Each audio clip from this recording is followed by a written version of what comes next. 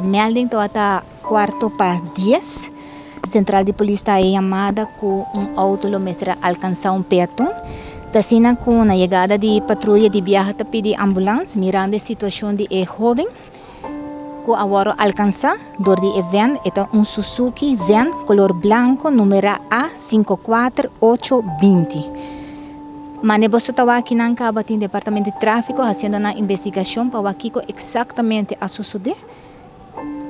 Nós por vista é uma situação muito faciosa, mas nós estamos acaba e mama tá inang, tá suyu. Nós por tuna essa aqui de 2 mortos, para 10:20 Dr. Texierta constata morto de Gustavo Adolfo Solarte Sánchez, nascido dia 4 de abril de 2002, nascido na Colômbia.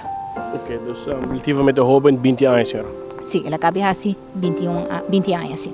Ok, que o tour também contribuiu aqui? Câmara de segurança, senhora, vizinha, testigo não, para parte investigativa, senhora? Sim, na toma parte de testigo já acaba, e polícia não chega no sítio, toma o que é testigo não, tem maneboso para tem câmara também, se também lo vai sacar foi hora é parte de investigação, tem ainda departamento de tráfico também está fazendo na investigação, nós está metendo departamento técnico, maneboso para sacar foi também tem que não, porque é uma situação muito delicada, não é que mama mestra dona mama é notícia que o senhor a falece.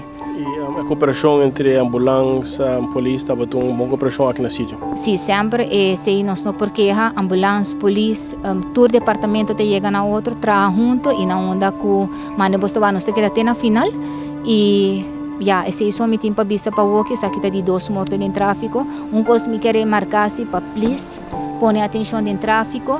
Baixa a velocidade, se está algo hopi importante, nós queda vista 6 dias de dia for. Pero é por ter suas consequências também, que provavelmente por ter isso aqui. De parte de nós, uma palavra de condolência na família de falecido, muito hopião, e na onda que o departamento de slachtoffenhulp que é encarregado é parte para begeleid a família, e na onda que esse isso nós temos para ver para o aqui. Pero para repetir personal, o nome também fecha nascimento? Sim, o nome de muito homem está Gustavo Adolfo Solarte Sánchez, 4 de abril de 2002, Colômbia.